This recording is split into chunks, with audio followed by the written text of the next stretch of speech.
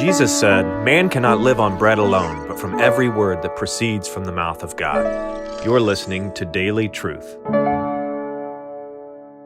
Our eschaton, our ultimate reality that we are looking towards, is not just to be present with the Lord. That is paramount, but it is not conclusive. That's not everything. Our eschaton that we are looking towards is that the earth would be filled of the knowledge of God as the waters cover the sea. That the whole earth would be full of His glory. That as we read in the very beginning of our worship service today, therefore strong peoples will glorify you. Cities of even ruthless nations will fear you. Isaiah 25. Isaiah 2 talks about this. That the nations would come, they would flock to Zion. We see this in Daniel chapter 2. That the kingdoms of the earth would ultimately be shattered by a stone carved out by no human hand that comes and crushes into dust the kingdoms of the earth, and they're blown away like chaff. But the stone doesn't just crush and destroy wicked pagan nations, but the next part is that the stone begins to grow into a great mountain that fills the whole earth. The leaven works through the whole batch of dough. The mustard seed grows into a great tree. And all of this is not just heavenly. It is spiritual, with deep, profound, eternal spiritual implications, but it is earthly as well. Jesus is really Lord. Really Lord.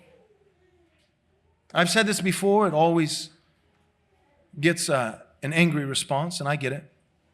And I do tend to be a bit of an antagonist from time to time. But you know the already and not yet reality? We're living in something that Christ has inaugurated the kingdom, and there's something that's already present, something that's here, but there's a fulfillment that we're waiting for. I agree with that theology, that paradigm of already, not yet, living in the in-between. That's true. But that's not what most Christians believe. So I've said it like this, that for someone who is premillennial, it's not yet, but soon. For someone who is postmillennial, it's already, but not fully. For someone who is all-millennial, it's already, but not really. That one I despise. I've come to find that I have more in common when it comes to practical obedience to Jesus with the dispensational premillennial who says, it's all going down, but over my dead body. And I'm going to fight as much as I possibly can for as long as I can. I have more in common with that Christian when it comes to just the practical implications of daily obedience to Christ than I do with someone else who thinks that all the Christian life is somewhere in an ethereal plane. I have very little in common with this individual because I'm concerned about earthly, practical, tangible, physical obedience to Jesus. As Wilson would say, theology that comes out of your fingertips. Like I'm excited about women in our church living out the realities of Scripture by making great sourdough. And that's part of the Christian life. I'm excited about families that love children and celebrate children, that have children instead of dogs and purses. And don't just have children, because I've come to find that procreation is much easier than child raising. So families that have children but are also training their children, disciplining their children, teaching their children, admonishing their children.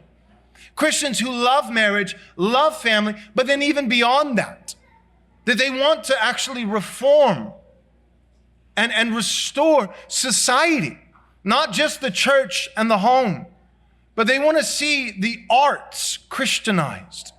We have people in our church who are running for local office. They want to see government on the ground in our local area honor King Jesus.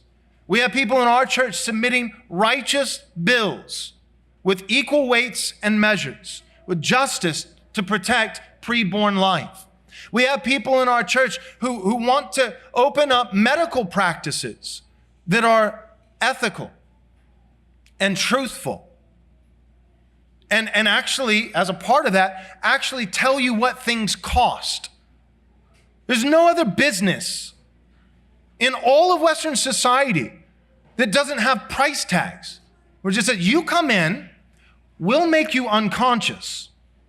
And while you can't talk or think, we'll decide what's wrong with you and we'll make up the price out of thin air. That's called a hospital. That's insane. That is not Christian, but it can be. Have you wondered why still to this day an ambulance drives by and there's a stick with a serpent wrapped around it? That's pagan. No, it's not. It's Christian.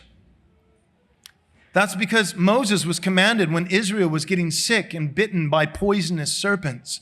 He was commanded to fashion a bronze serpent and to raise it up, and that all in Israel who were sick and bitten by the vipers, if they would look to the bronze serpent, God promised that they would be healed. And that became the emblem of medicine, healing balm. Hospitals weren't started by pagans. You know what pagans do when you're old and sick? They take you up to the top of a mountain near a cliff, and they tell you that if you jump off, that you're going to go to some magical land and be happy forever because you're too much a burden on the society at that point, so we need to get rid of you. That's what Vikings do. They don't make hospitals. They tell people to jump off cliffs. And you say, well, that's absurd. Vikings did that. Yeah, Vikings in Canada today, in 2023. It's the same thing. It's not secularism. Now, secularism was always meant to be a placeholder. It's paganism. It's the same sentiment. Commercials of some pretty woman looking out to an ocean on the sand, talking about how it's courageous and beautiful to engage in euthanasia and assisted suicide. That's Valhalla. That's the same thing. There is no difference. No, hospitals come from Christians. Good art comes from Christians. Just government and good laws come from Christians. And Jesus has commanded us to go into all the nations and to baptize them. To make disciples by going into all the nations and baptize them into the name of the triune God, and to just talk about the gospel and say, I don't want to preach law. No, that's not the Great Commission. Baptize them and teach them to obey all my commands. That is part of the Great Commission. And not just obey all my commands in private in your home, but obedience to all my commands as far as the implication and practical application of that obedience goes. And do you want to know how far the practical implications of obedience to King Jesus goes? Into every square inch. That's how far it goes. Into everything. There is no dark, shadowy place that's off limits. And so as we are teaching, all this is to set the stage for the next few months. But as we are teaching through the book of Joshua, I want you to think about the New Testament church. That the New Testament church does not just find commonality with Old Testament Israel when it's in captivity and slavery in Egypt under Moses, waiting for deliverance, or when it's in captivity in Babylon, waiting for deliverance. But that the New Testament church also finds commonality with Old Testament Israel when it's under the command of Joshua and told to be strong and courageous. Not just winsome and patient, but strong and courageous to do what? To be delivered from the land. No, to conquer the land. To take the land. Because the meek will inherit not just the 17th dimension. The meek will inherit the earth. Not another one. This one. It's our birthright. Why? Because it's his birthright. I have set my Holy One up on Mount Zion. All the nations rage and seek to burst the bonds apart. But the Lord holds them in derision, and he laughs and mocks. Because Jesus conquered. Jesus inherited the earth. It's his. And all those who have union with Christ by the Spirit through faith, the earth belongs to us because the earth belongs to Christ.